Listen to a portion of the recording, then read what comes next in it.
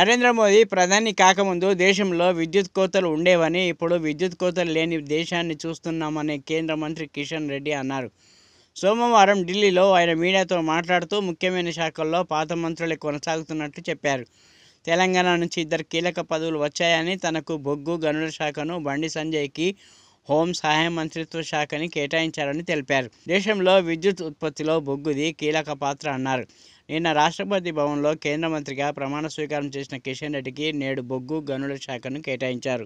Coal and mines ఈ 2 మంత్రిత్వ శాఖలకు సంబంధించినటువంటి బాధ్యతలు, coal ministry and mines ministry, ఈ 2 మినిస్ట్రీలకు సంబంధించినటువంటి బాధ్యతలు నాకు అప్పగించడం జరిగింది.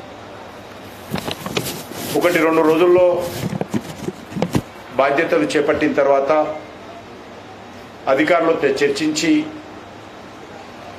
100 రోజుల్లో ఎజెండా ఏంటి, రానున్న రోజుల్లో ఏ రకంగా మరి ఈ 2 మంత్రిత్వ శాఖల గురించి వివరాలు తెలుసుకొని మరి దానిపైన కార్యాచరణ ప్రణాళిక రూపొందిస్తాము.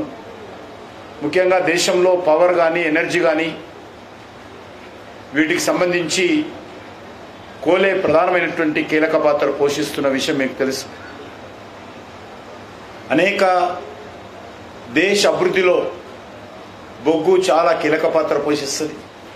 కాబట్టి దానికి సంబంధించినటువంటి బొగ్గు గనుల కేటాయింపులు కావచ్చు, బొగ్గు తవ్వకాలు కావచ్చు, వాటి సరఫరా కావచ్చు, ఎన్వైరన్మెంట్ పరిస్థితి కావచ్చు, పనిచేస్తున్నటువంటి లక్షలాది మంది కార్మికుల సంక్షేమం కావచ్చు, ఇవన్నీ కూడా కోల్ మినిస్ట్రీలో చేయాల్సి ఉంటుంది. నాకు పూర్తి విశ్వాసం ఉంది.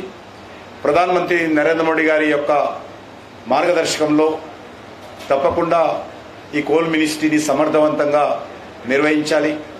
దాన్ని మరింతగా పట్టుదలతో పనిచేస్తానని చెప్పి ఈ సందర్భంగా మనవి చేస్తున్నాను.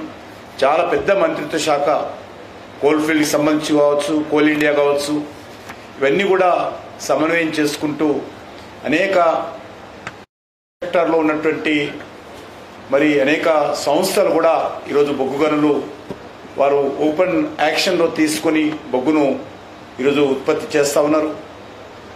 వారందరితో కూడా సమన్వయం